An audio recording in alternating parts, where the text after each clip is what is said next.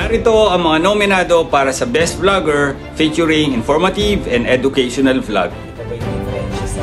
Damais TV mula sa Jeddah, Saudi Arabia. Ito yung sa iba. Diba magkaiba? Dahil sobrang taas na ng kanyang liver enzymes. Kaya nananakit yung sabi niya parang hinahapo siya lagi. OFW Noy Noy mula sa Eastern Region, Saudi Arabia. Share ko lang po yung mga nakaka-experience ng missing information once na magge-generate na po ng OEC. Kahit babalik po sila sa same employer, same job site, at same position.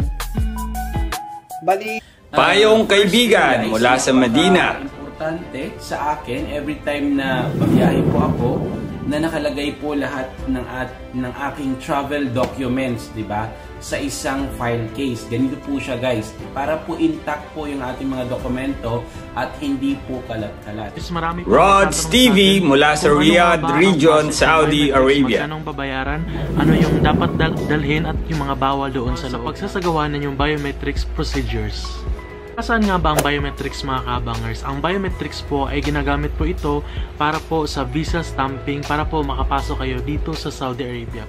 Sir Abug mula sa Jeddah, Saudi Arabia. Step by step na ginawa ko kung paano makakapag-cross country from Saudi Arabia to United Arab Emirates sa legal na paraan. Yes, legal na paraan. Dahil ang pagka-cross country ay hindi pinapayagan ng gobyerno ng Pilipinas. Dates. At Smorgasbord Pinay Ate Smorgs mula naman sa Riyadh, Saudi Arabia. Kailangan kumain ng 7 dates a day. Nagtataka pa kayo dun sa mga amo nyo bakit kailangan niya may bilang pa pag kumakain ng dates. Hindi nilang kain na lang ng kain. Lalong-lalo na, bakit 7? So yun ang bagay na tatalakayin natin ngayon.